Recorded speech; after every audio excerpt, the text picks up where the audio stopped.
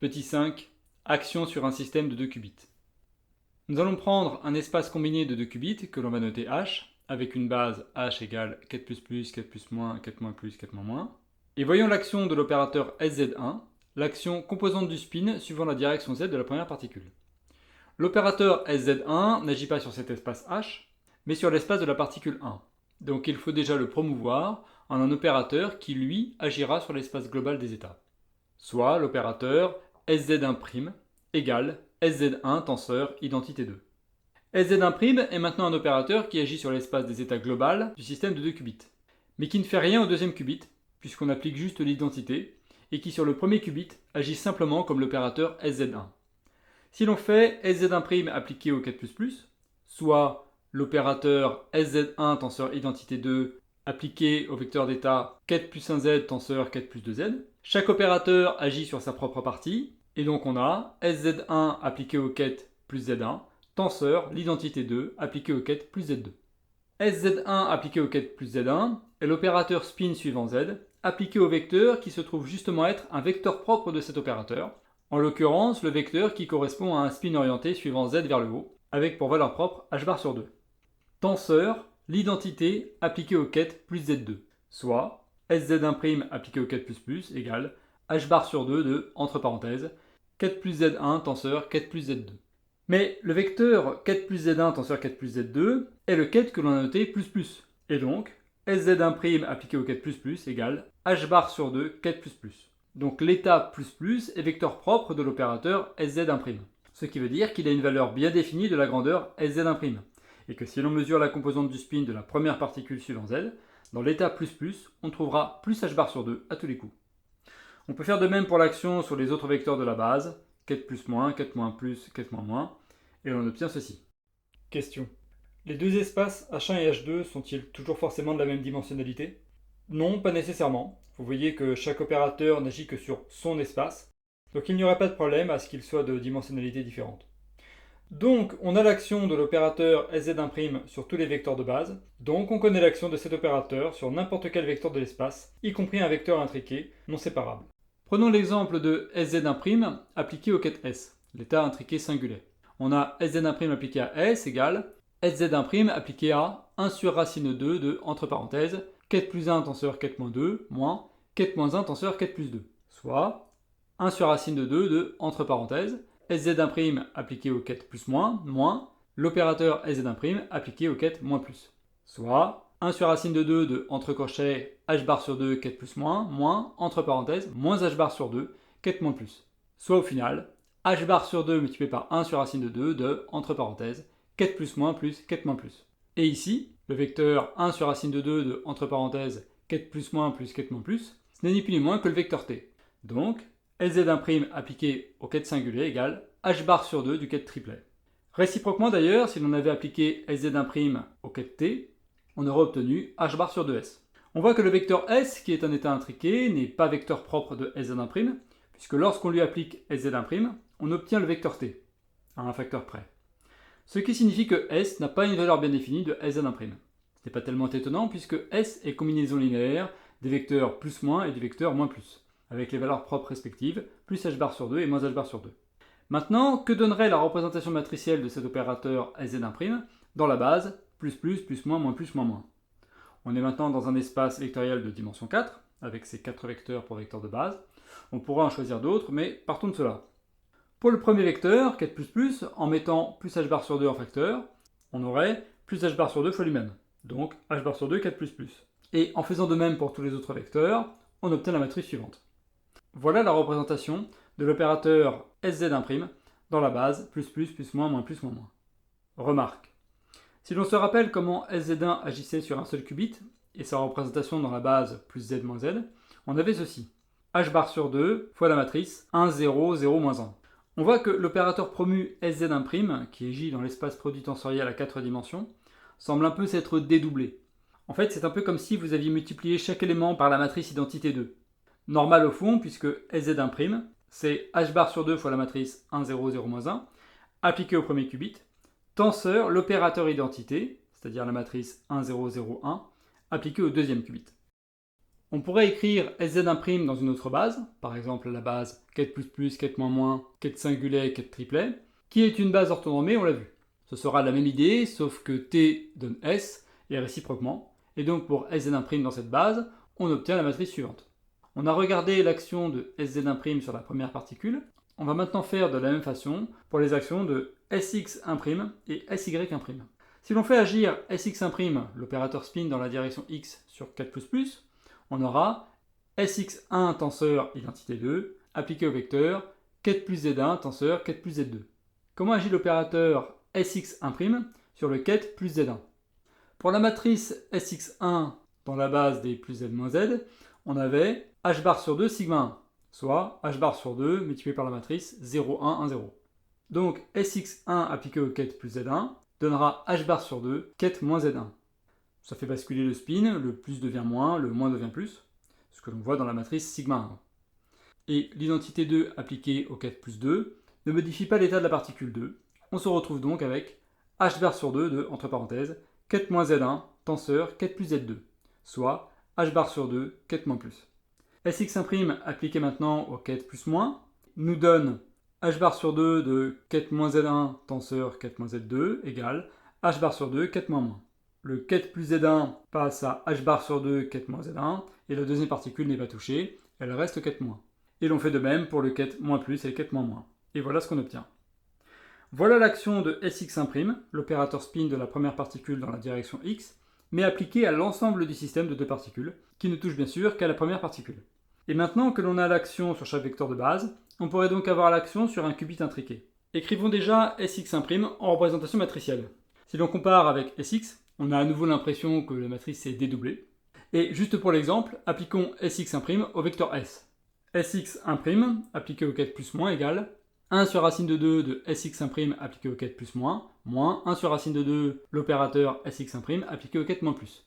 On a Sx1' appliqué au ket plus moins qui nous donne h bar sur 2 ket moins moins, et Sx1' appliqué au ket moins plus qui nous donne h bar sur 2 ket plus plus.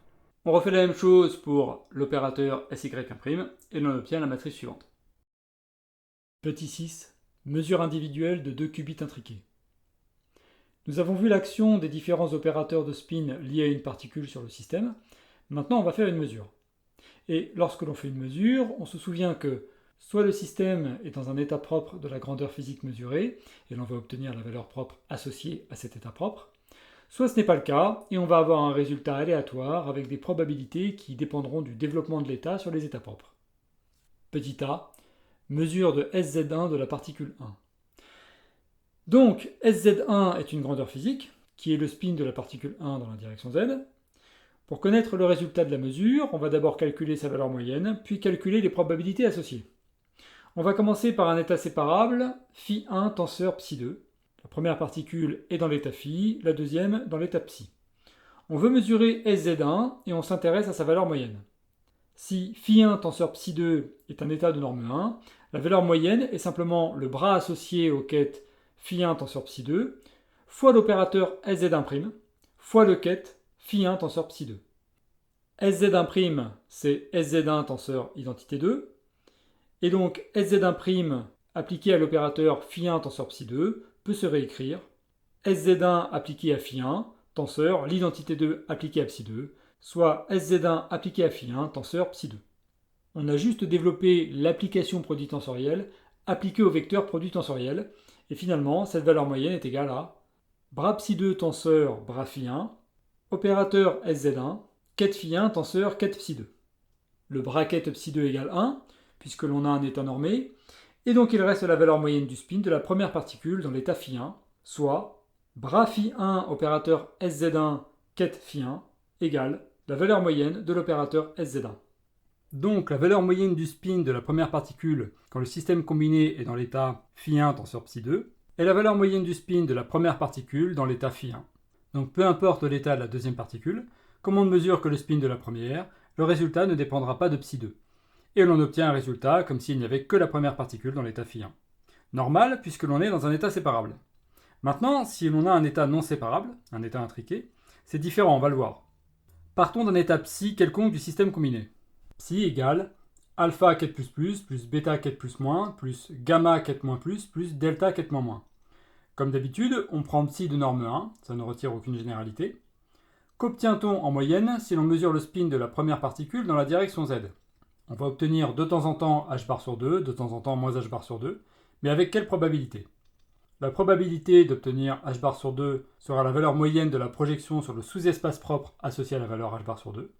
Et quels sont les vecteurs qui vont donner h bar sur 2 à coup sûr? Le ket ++ va donner h bar sur 2 dans 100% des cas, le ket +- aussi, et les ket -+ et moins- donneront moins h bar sur 2 dans 100% des cas. Donc la probabilité d'obtenir h bar sur 2 sera P de h bar sur 2 égale module de alpha au carré plus module de bêta au carré. Et la probabilité de mesurer moins h bar sur 2 sera module de gamma au carré plus module de delta au carré. Et donc la valeur moyenne sera valeur moyenne de S1' égale h bar sur 2 de, entre parenthèses, module de alpha au carré plus module de bêta au carré, moins module de gamma au carré, moins module de delta au carré. Regardons ce que cette formule générale donne avec les facteurs de l'état S. Pour l'état S, on avait 1 sur racine de 2 de, entre parenthèses, ket +- moins ket -+, ce qui nous donne alpha égale 0, bêta égale 1 sur racine de 2, gamma égale moins 1 sur racine de 2 et delta égale 0. Et donc, la valeur moyenne de S1' égale 0. En moyenne, on mesurera donc 0. Mais on est d'accord qu'on ne mesurera jamais 0. On mesurera soit plus h bar sur 2, soit moins h bar sur 2. Mais en moyenne, ça sera 0. Puisque la probabilité d'obtenir plus h bar sur 2 est module de 1 sur racine de 2 au carré, donc 1,5. Et pareil pour moins h bar sur 2, soit 1,5 moins 1,5, ça fait 0. On a la matrice SZ1'. Et comment obtient-on la valeur moyenne d'un observable dans un certain état? Pour un état normalisé, on a le bras de l'état, l'observable, le ket de l'état.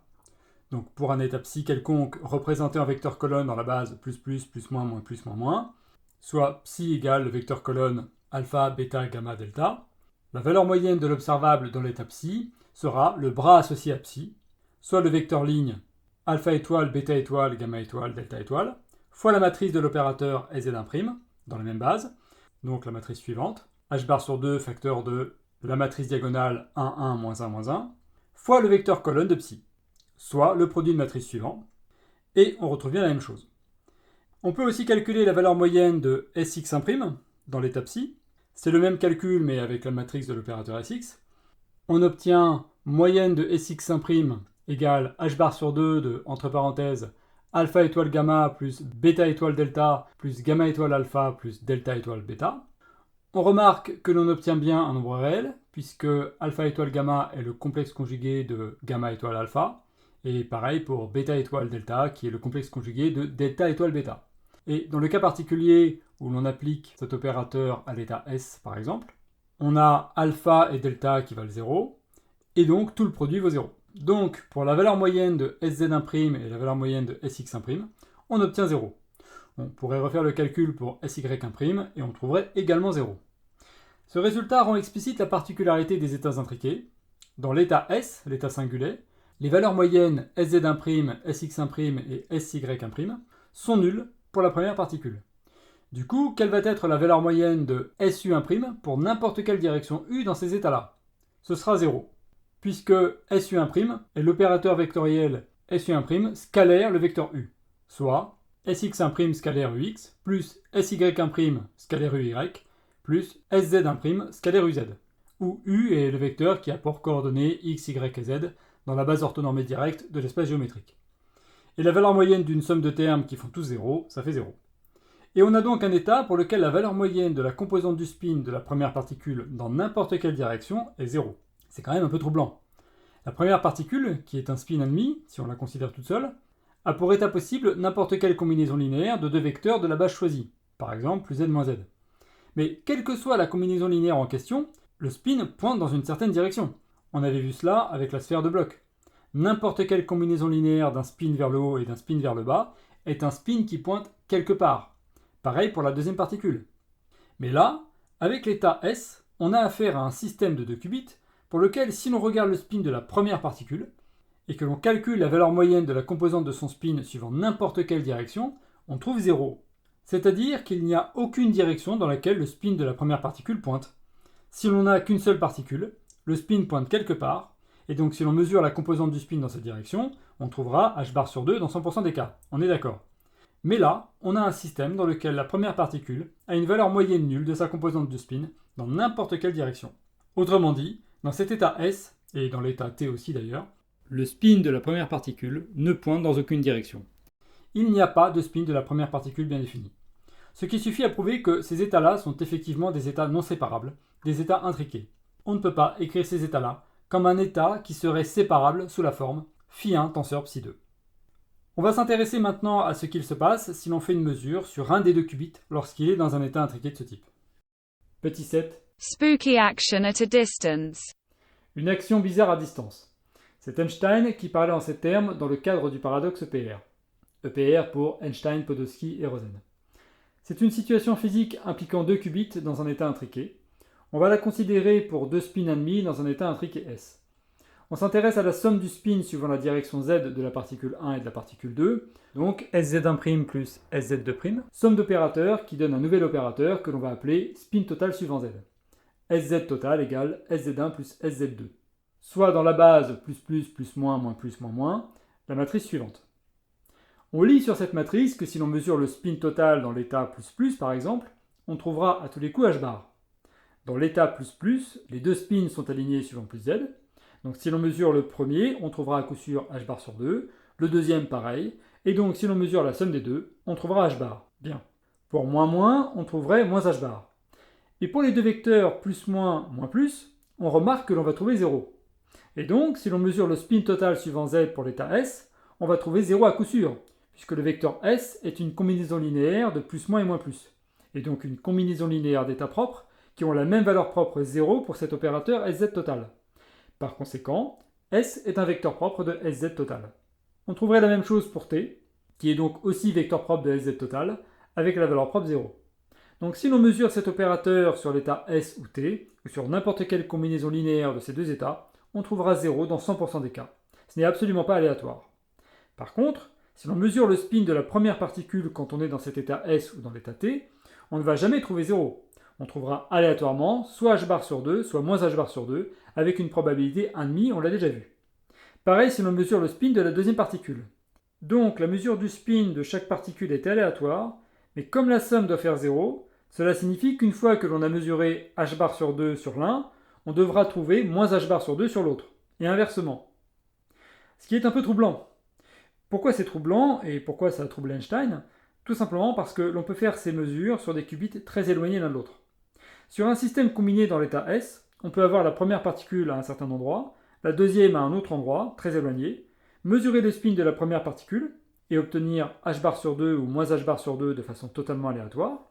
Mais maintenant, si quelqu'un d'autre fait une mesure sur la deuxième particule, à chaque fois que vous avez trouvé h bar sur 2 pour la première, on trouvera moins h bar pour la deuxième.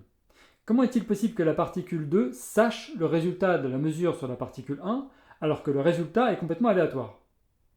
Question. Mais il n'y a pas un problème avec l'ordre dans lequel on fait la mesure? C'est bien là le problème. Et c'est le problème avec l'interprétation de Copenhague, d'où le fait qu'en vérité l'interprétation de Copenhague n'a aucun sens. Mais c'est quand même celle-là qui est souvent adoptée parce qu'en principe tout se passe comme si, on a déjà commenté ce point. Dans l'interprétation de Copenhague, quand on fait une mesure, soit au départ on est dans un état propre de l'opérateur que l'on mesure, auquel cas ça ne touche pas l'état et on obtient la valeur propre associée, soit on n'est pas dans un état propre, ce qui est le cas ici, et l'on va couper les branches entre guillemets et projeter le système dans l'état qui correspond à la mesure que l'on a obtenue. Donc si l'on obtient h bar sur 2, on a la projection du système des deux qubits dans l'état plus-moins. Et du coup, puisque le système se retrouve maintenant dans l'état plus-moins, il est tout à fait normal, si l'on mesure le spin de la particule 2 dans la direction z, de trouver moins h bar sur 2 puisqu'il est dans l'état moins z. Donc pour l'interprétation de Copenhague, pour un système dans un état intriqué, si l'on mesure une grandeur physique pour laquelle le système n'a pas de valeur bien définie, il faut quand même choisir, donc la mesure donne une des réponses possibles, et l'on a une projection de l'état sur le sous-espace propre associée à la valeur obtenue. Le problème est alors le suivant. À quel moment se produit cette projection? Le problème, et Einstein était particulièrement embêté avec ça, enfin n'importe quelle personne qui connaît deux mots de relativité restreinte est embêtée avec ça, c'est que instantanément à distance, ça ne veut rien dire en physique. Si l'on définit un instant maintenant par un certain événement ici, l'instant qui coïncide avec ce maintenant ailleurs dépend du référentiel.